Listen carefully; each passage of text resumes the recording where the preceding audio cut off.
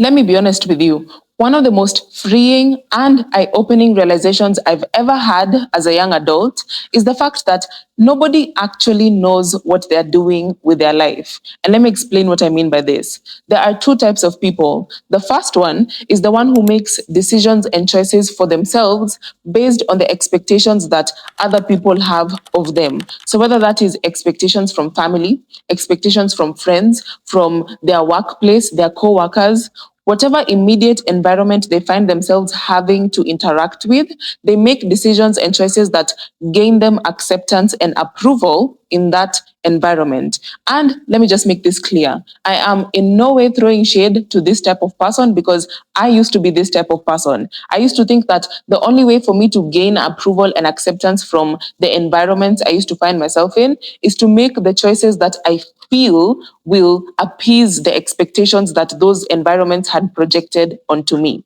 Which brings me to the second type of person, because this is what I shifted to. The second type of person is the one who makes decisions and choices that are genuinely aligned with their authentic self. Decisions and choices that are fueled by what their intuition is telling them to do. They make these decisions whether they align with the status quo or not, because they understand when it comes to following your intuition, following your authenticity, there will definitely be times when you ruffle some feathers, when some people disapprove of what your authenticity wants to express itself as. They still go ahead and listen to their intuition because they understand that the most 100% foolproof way of building a life that you're genuinely happy with is by doing the things that align with what you authentically want, not just what is expected of you. And this video is for those types of people. This is for the people who know that they want to sharpen their intuition so they can continue to build a life that is authentically aligned with who they are. This video is also for the people who have come to the realization that in the past, they might have been making choices based on what is expected of them, but they now want to move to the other side. And as someone who went from one side to another,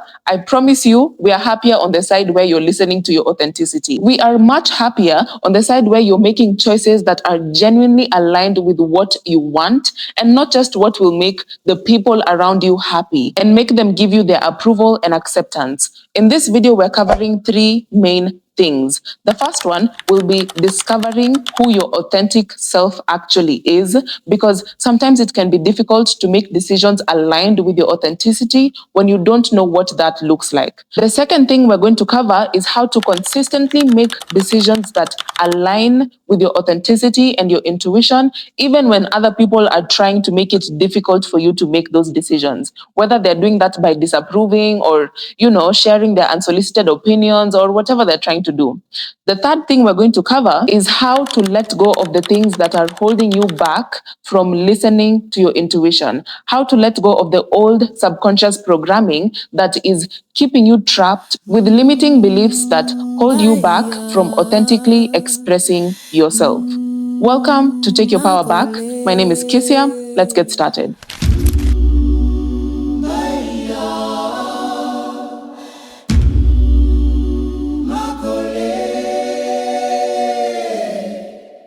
Okay, we are now getting into the fourth step of the alignment code, which is actually called alignment. And the reason it's called that is because this is the step that gives you a stepping stone. I feel like I've said step so many times.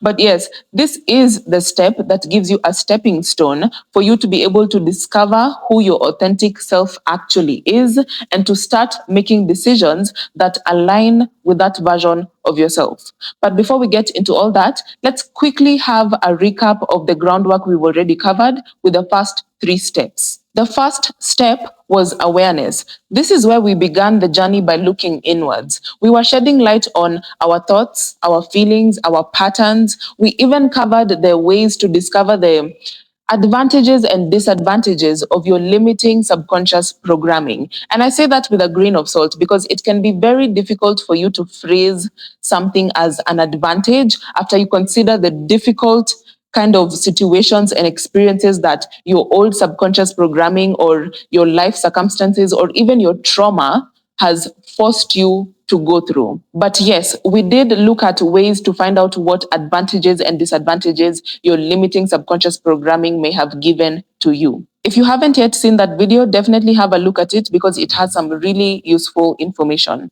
That first step is the one that helped us to set the foundation for the following steps to come. The second step was healing. This is where we looked at the impact that our past life experiences and even our trauma can have on our present day lives. And I know it's very easy for us to think to ourselves, oh, whatever happened to me was such a long time ago. I should just forget about it. So much time has passed, whether it's months or years. These things actually still have an impact on us in our everyday lives, even if so much time has passed since they happened. If they have not yet been acknowledged and addressed, the effects are still likely running our present day lives. In the second step, we also looked at the different ways that chronic nervous system regulation can manifest in our everyday lives. We find ourselves trapped in it when we've had some difficult or maybe traumatic life experiences in the past that have not yet been acknowledged, addressed, and healed. So we covered how this chronic dysregulation can manifest itself. The third thing we also looked at was how to now regulate a chronically dysregulated nervous system. And I shared with you my story on how I regulated my nervous system after being stuck in chronic dysregulation for over a decade. So if that sounds like information you would like to know more about, definitely have a look at that video as well. And before I forget, that second step also looked at how to go about our healing when the people around us are not very supportive of us during this journey. The third step we covered was boundaries. Boundaries are extremely important when it comes to living your life authentically, because boundaries are the ones that protect your foundation from anyone who wants to come in with their manipulation or deception or whatever kind of malicious intentions they have. We covered the fact that effective boundaries are rooted in the principle of controlling your own behavior and not the behavior of the other person. We also explored how to discover what your negotiable and non-negotiable boundaries are. And finally, we learned how to set effective boundaries that actually help you to increase your self-esteem, your confidence, and your self-respect. So now for this fourth step, alignment, we are moving from a phase of preparation into a phase of action. It's no longer just about understanding ourselves and healing our past. Now it is also about actually living in the desired changes.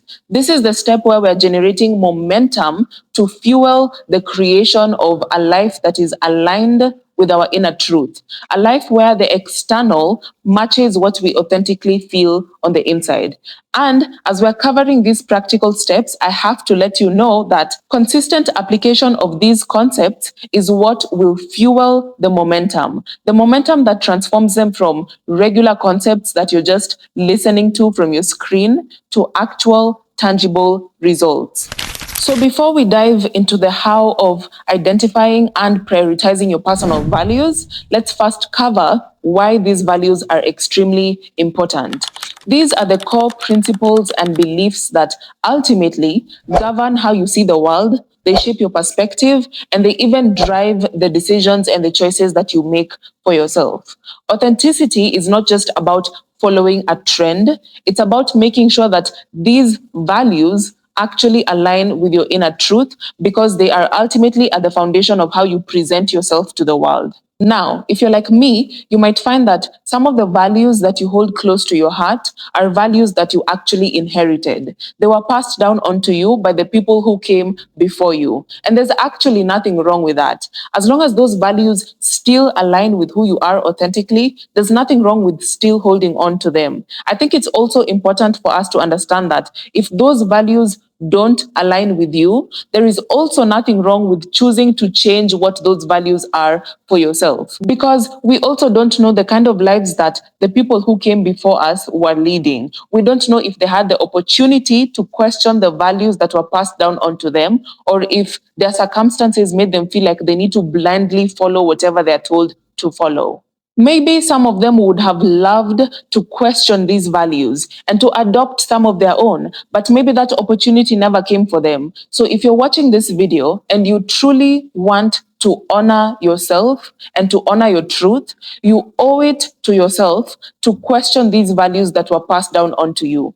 Question them. Use your critical thinking to determine if these values actually align with your authenticity or if they don't align with your authenticity. And either of those options is fine. So, what are the practical steps that we can take to actually discover and prioritize our personal values? Let's dive into it. The first step is brainstorming. This is where we discover what is important to us and what is not important. Because the truth is, when it comes to discovering your personal values, you will probably have to do a lot of trial and error, a lot of exploration, a lot of trying different things and realizing, oh, this works and this doesn't work. I remember during the phase of my life where I was doing it for myself, I chose to look at it from the perspective of a fun little activity. I was imagining all the values in the world that I can choose to adopt for myself are at the tip of my fingers. And I get to have the opportunity to explore different values and to choose what works for me and what doesn't work.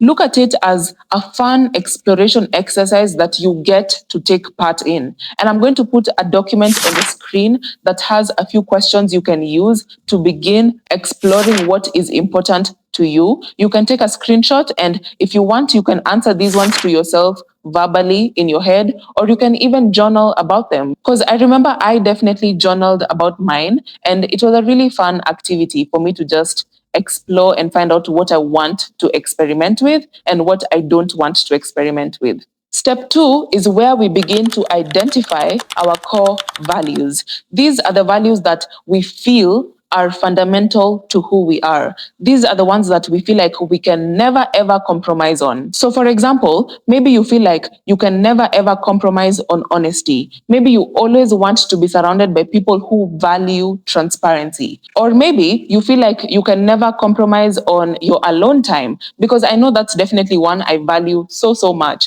I love my solitude and I need it to function like a normal human being. So if that's the case for you as well, this can be one of the things that you decide you're never going to compromise on. So it's going to be one of your core values. The aim is to pick 3 to 5 core values and to also understand that some of these things can be grouped under one umbrella term. So, for example, honesty and integrity might fall under the umbrella term of authenticity. The third step is to establish which values you want to prioritize. Because as much as I've said, we're figuring out 3 to 5 important personal values, some of them might be slightly more important than others. Let me give an example using my own values. I would say something that is extremely important that I completely refuse to compromise on is my alone time. I literally do need it, like I've mentioned. But something that I also still value and I'm very strict about my standards when it comes to this specific thing, but I'm still willing to be slightly flexible in some situations, is my standards in relationships. That doesn't mean that I don't prioritize those standards. It doesn't mean that I'm not strict about reinforcing those standards in my own life and in the lives of people who want to have access to my energy. It just means that I'm willing to be flexible. I'm willing to find a middle ground where I can meet somebody halfway.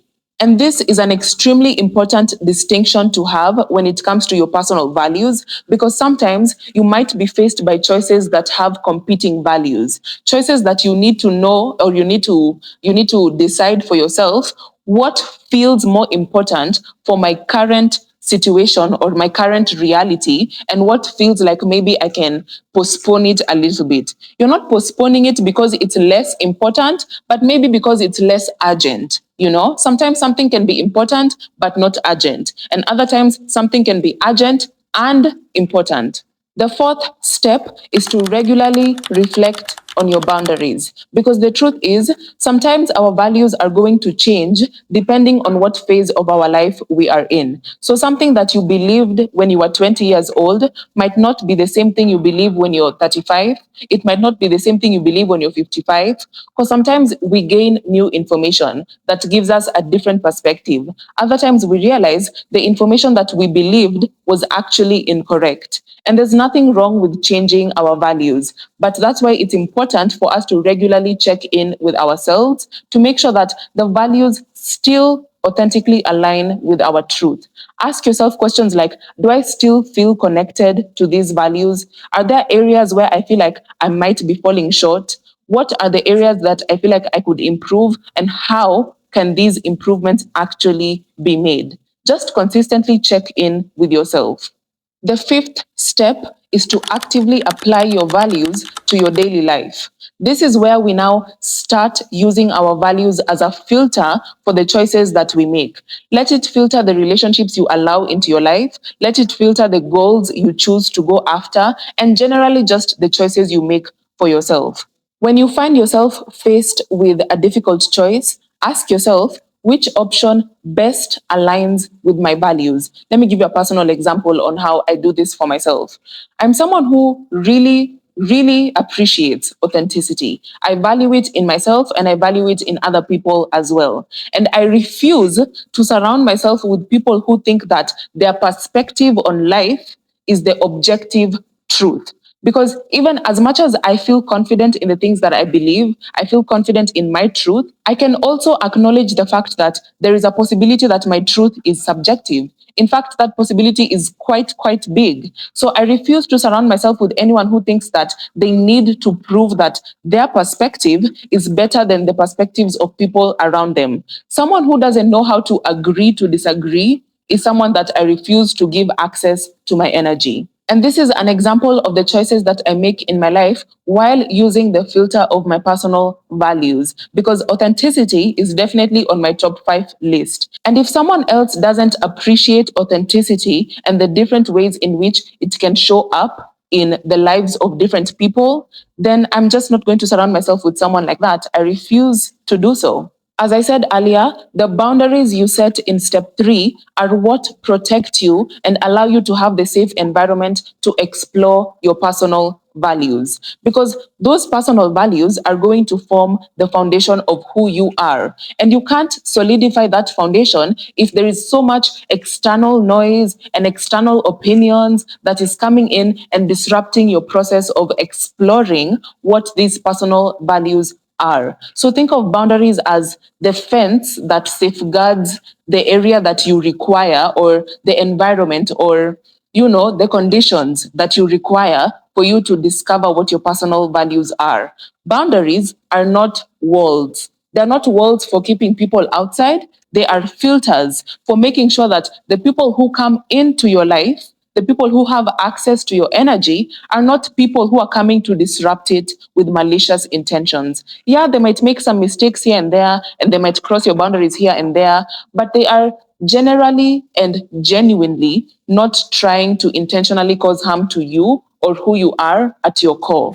Now let's talk about letting go of what no longer serves you. Because yes, when you decide to question some of your personal beliefs and values, you will realize that some of the ones that were passed down onto you, the values that you inherited, you'll realize that, you know what, I actually don't feel connected to what these values represent. Even if the people around me say that they feel connected to it, I don't feel connected. So how can I go about releasing these values? How can I go about no longer allowing them to dictate how I show up in my own life? And let me just be honest with you. When you begin to design a lifestyle that is aligned with your authentic self, you will inevitably encounter what I call the price of progress.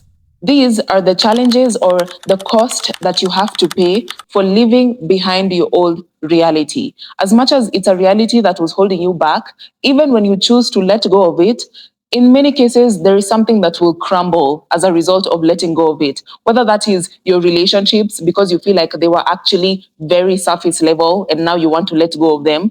whether that is your job, because you feel like at first you thought you wanted that job because everybody around you was talking about how much it's a prestigious opportunity and you shouldn't let go of it, but now you realize you're actually miserable in that job. Maybe it's even habits that you've had for a really long time and that other people around you also have, and so you feel like letting go of these habits is going to ruin the relationships because there is nothing you can really bond over anymore.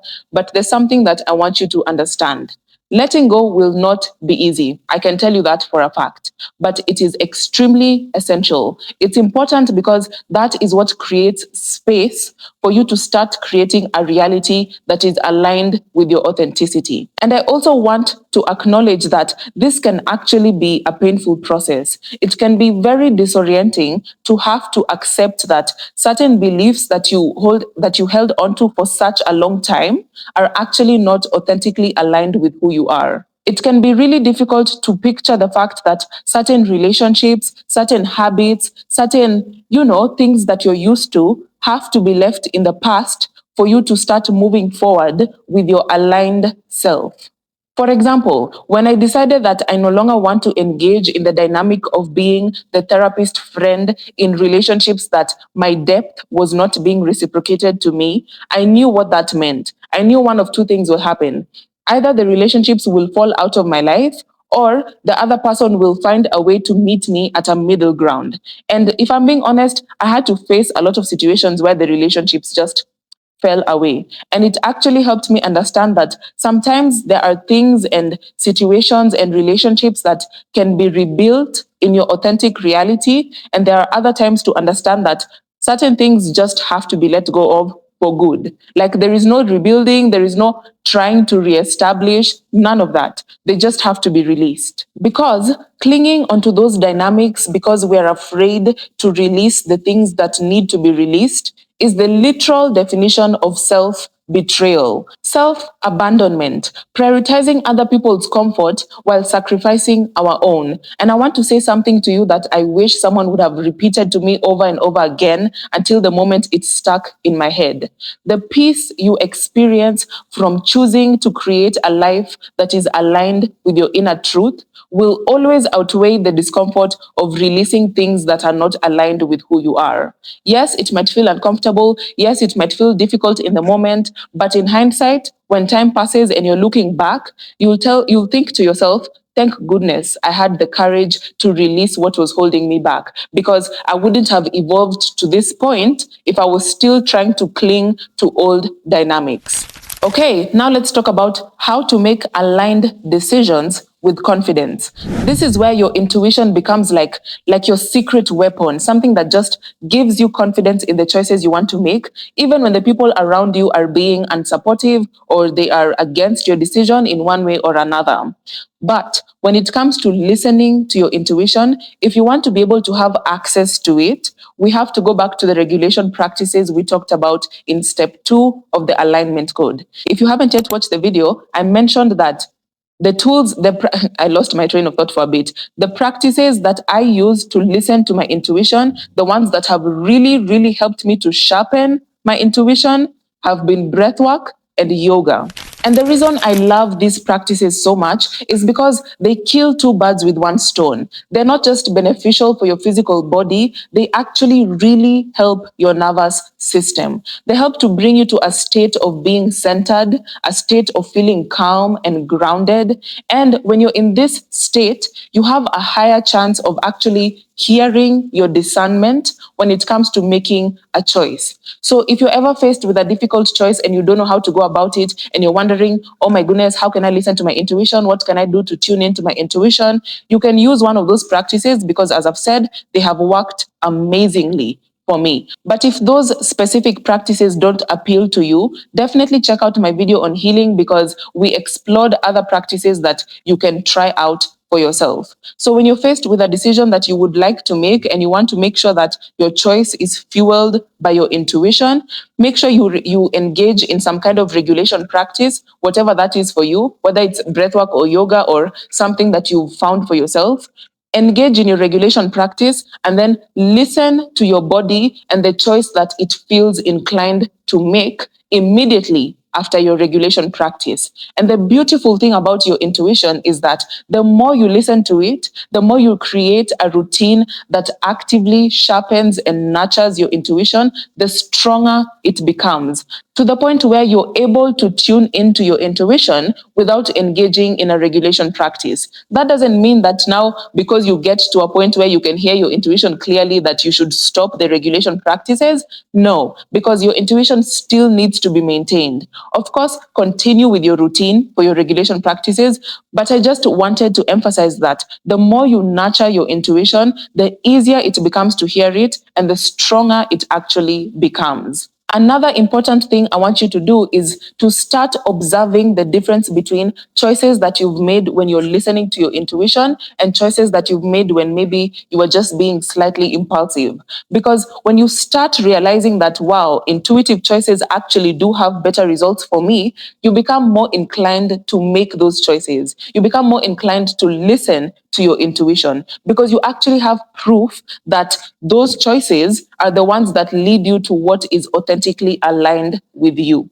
Plus, it also becomes easier to make these choices even when people are against them. Okay, so there you have it. That was step 4 of the alignment code. Alignment, where we've talked about the different ways you can begin to design a lifestyle that is actually aligned with your inner truth. Now, let's have a quick recap of the things we've covered. Number 1, we've talked about personal values as the foundation of building an authentic life, and we've covered practical steps on how to identify, prioritize, and also apply these personal values. The second thing we've covered is the price of progress that unfortunately all of us have to pay. We have to let go of the people, places, things, opportunities, habits. We have to let go of all of those things that no longer align with the changes that we desire to embody. And finally, we've looked at how to make aligned decisions confidently. We've talked about how important it is for us to engage in our regulation habits so we can clearly hear our intuition, and even how to move forward with these decisions even when people are not very supportive of the decisions. If you found this video helpful and you want to continue taking powerful steps to align with your authentic self, here are a few things you can do next. First, don't be shy. Hit the like button so I can know that you enjoyed this content and I can continue to make content like this for you. Number 2, let me know in the comment section what you took away from this video. I would like to know what is a value that you feel will definitely make it to your top 5 list of most important personal values. Earlier in the video, I shared with you two of mine out of the 5 that I have, which is the first one was my alone time, my solitude. That is very, very important.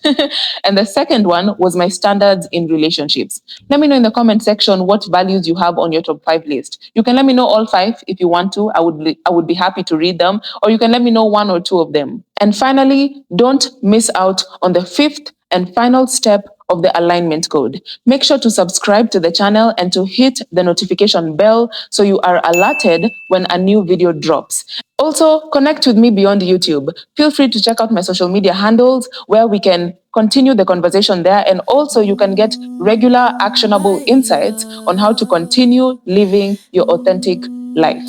Remember that alignment is not a destination. It's an ongoing journey of self-discovery and solidifying your authenticity. Keep showing up for yourself, and I will see you in the next video. Bye.